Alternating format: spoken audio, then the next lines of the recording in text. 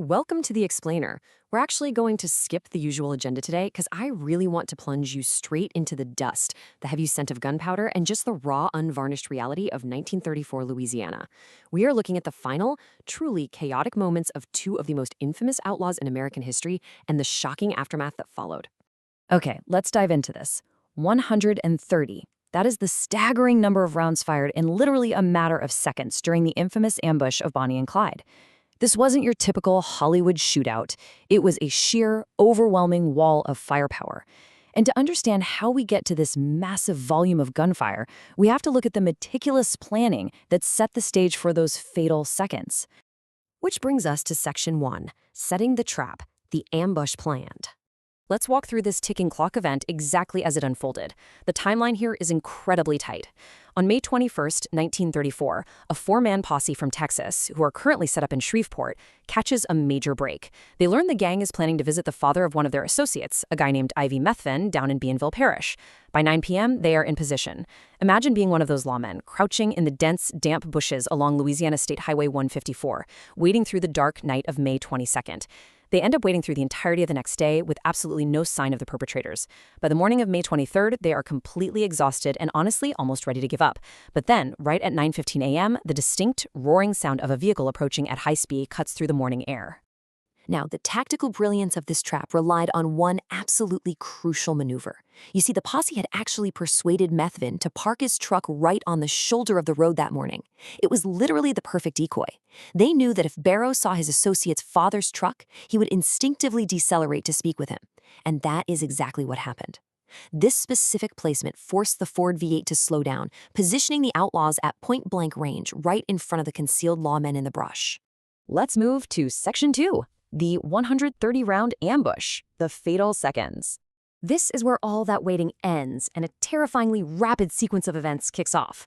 Let's break down these fatal seconds. Step 1, Barrow, who's at the wheel, spots the decoy truck and slows the Ford V8 down, falling perfectly into the snare. Step 2, before any official order is even given by the posse leader, Deputy Oakley opens fire. His very first shot is a direct hit to the head, killing Clyde Barrow instantly.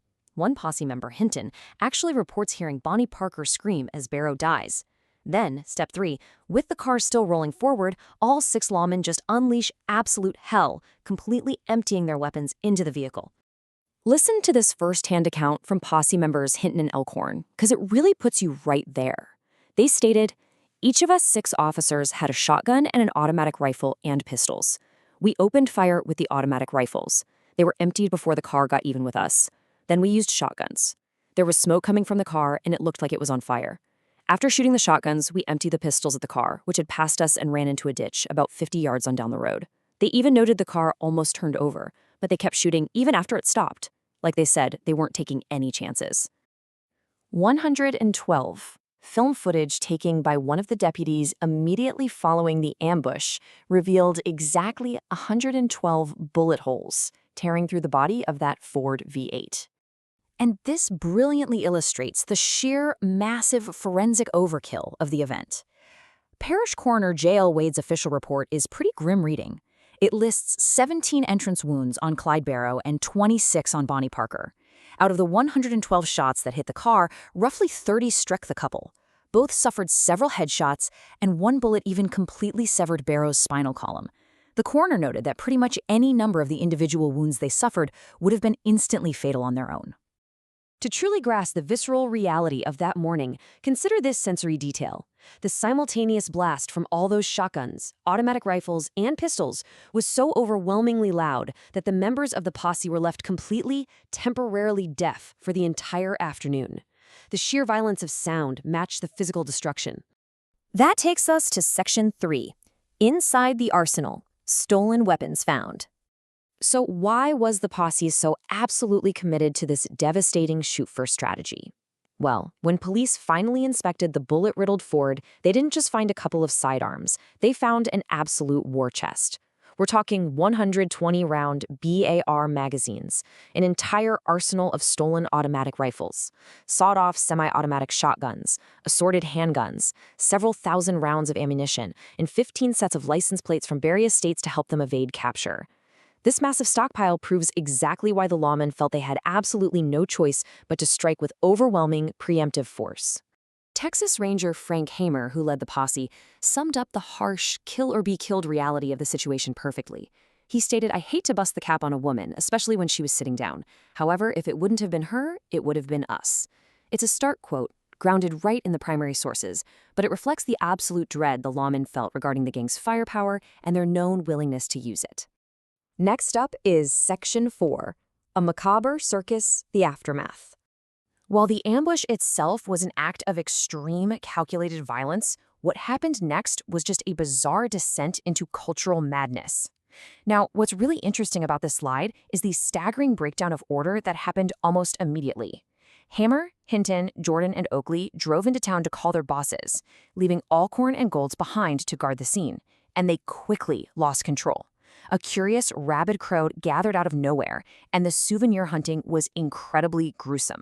One woman actually started cutting bloody locks of Bonnie Parker's hair and pieces of her dress to sell.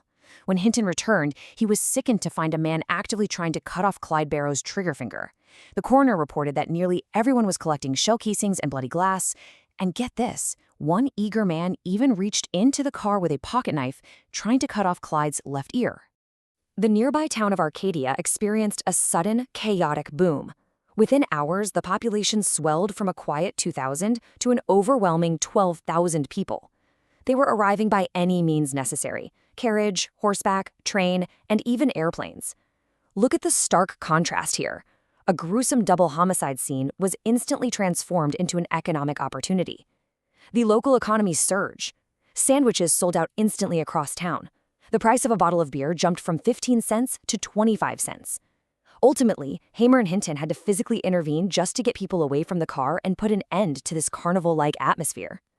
Amidst all that circus, there was a very real, somber human element. The posse towed the destroyed Ford, with the bodies still inside it, downtown to the Conger furniture store and funeral parlor. It was actually very common at the time for furniture stores and undertakers to share the same retail space. It was in this setting that Henry Barrow, Clyde's father, officially identified his son's body, before collapsing into a rocking chair in the furniture store, weeping. Meanwhile, in a small preparation room in the back, local undertaker C.F. Boots Bailey was really struggling. The sheer number of bullet holes made the preliminary embalming process incredibly difficult. Which leads us to our final chapter, Section 5, A Twisted Irony, Foreshadowing Realized.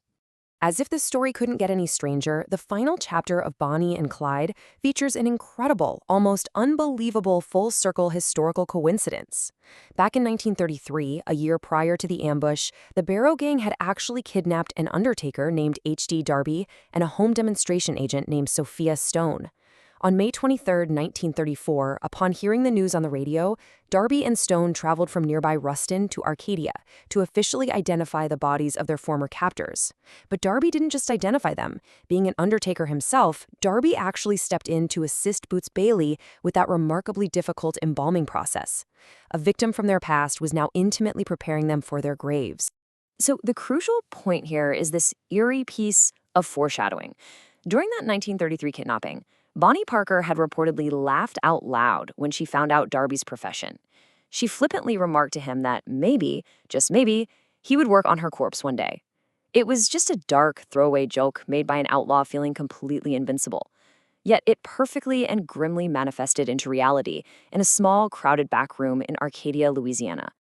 Which brings us to the end of our explainer and leaves us with a lingering thought. We look back at the people cutting bloody hair and fighting over shattered glass with a sense of disgust, right? But from the sensationalized headlines of the 1930s to the endless true crime documentaries topping our streaming queues today, why are we so deeply captivated by the macabre? And looking at those souvenir hunters swarming that bullet-riddled Ford V8, has our obsession with true crime really changed all that much since 1934?